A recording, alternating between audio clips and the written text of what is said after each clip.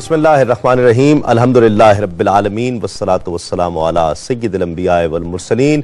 नाज़रीन मोहतरम अस्सलामु अलैकुम। तमाम आलम इस्लाम को ईद उल अज़हा की ढेरों मुबारकबाद। आज ईद उल अज़हा एक ऐसा त्यौहार कि जिसमें क़ुरबानी का दर्स हमें मिला और हम जानवर ज़िबा करके क़ुरबान करके रब की बारगाह में पेश किया करते हैं। ये फ़रीज़ा सुन्नत इब्राहीमी के तौर पर पेश किया करते हैं। नाज़रीन मोहतरम, बात यह है कि जब इंसान पैदा होता है, बच्चा होता है, छोटा उम्र में छोटा होता है और फिर जैसे जैसे बड़ा होता है, ईद के रंग, ईद के आहंग तब्दील होते चले जाते हैं।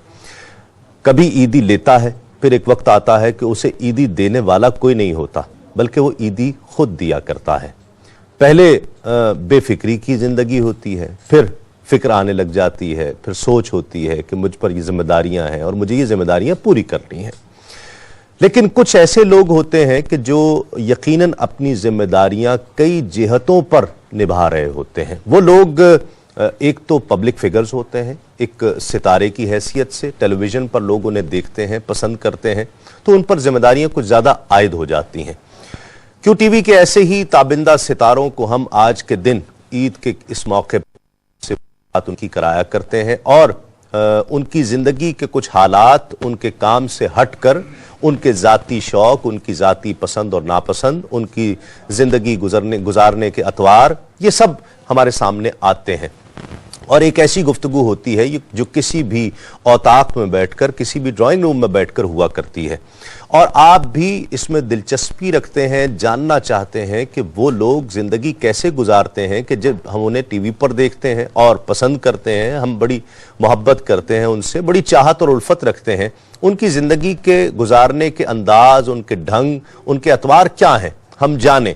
तो ये एक अंदाज होता है, ये एक तौर और तरीक़ा होता है कि जिस मौके पर, ईद के मौके पर, हम आपके सामने उन आपकी पसंदीदा शख्सियात के साथ हाजिर हुआ करते हैं और आपकी टेलीफोन कॉल्स भी, लाइव कॉल्स भी शामिल की जाती हैं। आज भी इसी तरह की शख्सियात, आपकी बहुत ही पसंदीदा महबूब शख्सियात जिनकी आप ज़िंदगी के अहवाल जानना चाहते हैं, वो ईद किस तरह से गुजारते हैं, आज की ईद उनकी किस तरह से गुजरी है, क्या पसंद करते हैं, क्या नापसंद करते हैं, किस बात पर मुस्कुराते हैं, किस बात पर थोड़ा सा रंजीदा हो जाते हैं, कहाँ नमदीदा हो जाया करते हैं। तो गोया वो शख्सियात जिन्हें आप टेलीविज़न पर बिलखुसूस QTV के हवाले से एक मजहबी काम करते हुए, मजहबी तबलीग करते हुए, दीन की तरवीज व इशाअत करते हुए देखते हैं, उनकी ज़िंदगियों के हाल जानना चाहते हैं। वो उलमा हों, नात ख़ां हज़रात हों, कॉम्पेयर्स हों, तो आप उनसे जानना चाहते हैं उनकी पसंद और नापसंद। आप सबको जानते हैं, ये शख्सियात, किसी तमहीद, किसी तारुफ की ज़रूरत नहीं है, बस नाम पुकारता जाऊँगा और आप यकीनन खुश होते जाएंगे। जैसे जैसे आपकी पसंदीदा शख्सियात आपके सामने आती रहेंगी, आपके चेहरे खिलते चले जाएंगे। हमारे दाएं तरफ बैठे हैं आलम इस्लाम के मुमताज़ व मोहतरम सनाखा अलहाज मोहम्मद यूसुफ मेमन साहब, उनके साथ तशरीफ़ फरमा है अल्लामा लियाकत अज़हरी साहब, उनके साथ मेरे बाएं तरफ तशरीफ़ फरमा है मुफ्ती मोहम्मद अकमल साहब, उनके साथ तशरीफ़ फरमा है डॉक्टर मजीदुल्लाह क़ादरी साहब, उनके साथ तशरीफ़ फरमा है AK मेमन साहब और उनके साथ तशरीफ़ फरमा है फैज़ान खान साहब। अस्सलाम वालेकुम, सबको बहुत बहुत मुबारक। और ये याद रखिएगा, हम ये ड्राइंग रूम में हैं इस वक्त और अपने ड्राइंग रूम में नहीं हैं, ये आपके ड्राइंग रूम में है, आपकी औताक में है, आपके घर पर हैं। जो हमारे बहन भाई साल भर इस चीज़ का इंतज़ार करते हैं कि ये लोग हमारे घर पर आएँ, हमारी औताक पर आएँ, तो आज हम वहाँ पर मौजूद हैं। किस तरह की ईद गुजरी मुफ्ती साहब? अऊज़ु बिल्लाहि मिनश्शैतानिर्रजीम, बिस्मिल्लाहिर्रहमानिर्रहीम। बस इब्तिदा तो ये दिन की फजर से अल्हम्दुलिल्लाह, फिर इसके बाद गुस्ल वग़ैरह, नमाज, तमाम ईद वग़ैरह मिले। फिर इसके बाद हम लोग मैं ससुराल जाता हूँ, वहीं पे क़ुरबानी करते हैं। अच्छा जी हाँ, तो वो फिर अव्वल वक्त में क़ुरबानी की, फिर इसके बाद सोना मेरा ज़रूरी होता है, दिन में सोता हूँ, फिर आके सोए, बस फिर यहाँ। फैज़ान हंस रहा है, कह रहे कि अपनी कुर्बानी होती है। कुर्बानी होती है और ससुराल का लफ्ज़ सुनकर मेरे चेहरे पे मुस्कुराहट आई। कुर्बानी दर कुर्बानी है, दर कुर्बानी है, बिल्कुल सही है। यूसुफ भाई, किस तरह ईद गुजरी आपकी? ईद औज़ु बिल्लाहि मिनश्शैतानिर्रजीम, बिस्मिल्लाहिर्रहमानिर्रहीम। सबसे पहले तो आलम इस्लाम को ईद दुआ की मुबारकबाद। फजर की नमाज़ पढ़ी भैया, उसके बाद फिर ईद की तैयारी हुई, ईद की नमाज़ पढ़ी, और फिर कब्रिस्तान जाना हुआ। और चूँकि कुर्बानी हमारे यहाँ कल होगी, अच्छा हाँ हमारे यहाँ कुर्बानी कल होगी, तो कब्रिस्तान चौक पे जानवरों की तरफ गया, वहाँ से फिर यहाँ आना हुआ है। अच्छा माशाअल्लाह। अलामा साहब। बिस्मिल्लाहिर्रहमानिर्रहीम। जैसे कि मुफ्ती साहब ने फरमाया कि फ़जर की नमाज के साथ ही इमामत के साथ दिन का आगाज़ हुआ, और हमारे यहाँ ऐसा होता है मोहम्मदी सोसाइटी में कि फ़जर और ईद की नमाज मुत्तसिल होती है।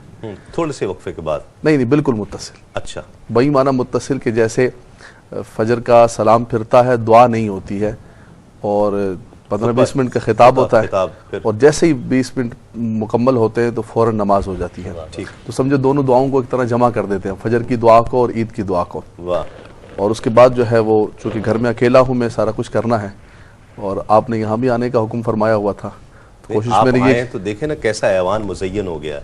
आपकी आप शफ़क़त। आए हैं तो अच्छा भी तो लग रहा है ना, रौनक इस हो वजह गई, से मैंने गुजारिश रौनक हो की गई थी आप माशाअल्लाह। लोगों से। डॉक्टर साहब। जी, बिस्मिल्लाहिर्रहमानिर्रहीम। मैं भी पहले सब मुसलमानों को ईद की मुबारकबाद पेश करता हूँ, और आप सबको भी। अल्हम्दुलिल्लाह जो एक मुसलमान का तरीक़ेकार है, जो मुफ्ती साहब ने बयान किया, यही होता है। घर में मैं हूँ, मेरा बेटा है, तो ईद के बाद हम पहले से इंतज़ाम रखते हैं कसाई वगैरह का, ताकि दुश्वारी ना हो हमें। तो अल्हम्दुलिल्लाह घर में अब कई हिस्से थे, दोस्तों के भी, रिश्तेदारों के भी, तो 3 गाय 2 बकरे ये निपटाव कर मैं आ रहा हूँ आपके पास। वाह। तो वो भी फिर सारा सफाई का सारा काम अल्हम्दुलिल्लाह, तो अल्लाह का शुक्र है कि बहुत अच्छे तरीके से सारे काम हो जाते हैं अल्हम्दुलिल्लाह। और ये ईद जो है वो यकीनन एक बहुत बड़ी यादगार है जो हम मनाते हैं। इस वक्त ईद कुर्बान जब कर रहे होते हैं, उससे आगे पीछे फिर हज की याद बहुत आती है, उन जगहों की, उन अयाम की। अगरचे हज किए हुए मुझे बहुत बड़ा ज़माना गुजर गया। अच्छा। शायद ऐसा कोई भी आदमी नहीं होगा जिसने उस वक्त हज किया जब मैंने हज किया था। अच्छा। माशाअल्लाह। मैंने 1964 में पहला हज किया था, माशाअल्लाह। और दूसरा हज मेरा उस 68 वक्त में। आपकी उम्र कितनी थी? मैं उस वक्त 10 साल का था। दूसरा हज मैंने किया 68 में, उस वक्त मैं 14 बरस का था। अच्छा। लेकिन वो मनाजिर जो है वो आज भी नक्श बहुत हैं। वो पुराने हैं, वो अब यहाँ नजर भी नहीं आते बहुत सारे। जी, बहुत कदीम मनाजिर जो हरम शरीफ के हैं। जी हाँ। अच्छा, उस वक्त तो हर जो मुताफ है वो भी, मैं उसमें भी पत्थर होंगे। मुताफ तो था पक्का, लेकिन बाकी रहदारियां जितनी है ना, सिर्फ उसमें सब रहदारी में बनी हुई पत्थर थी, थे। और बाकी सब कंकर पड़े हुए थे।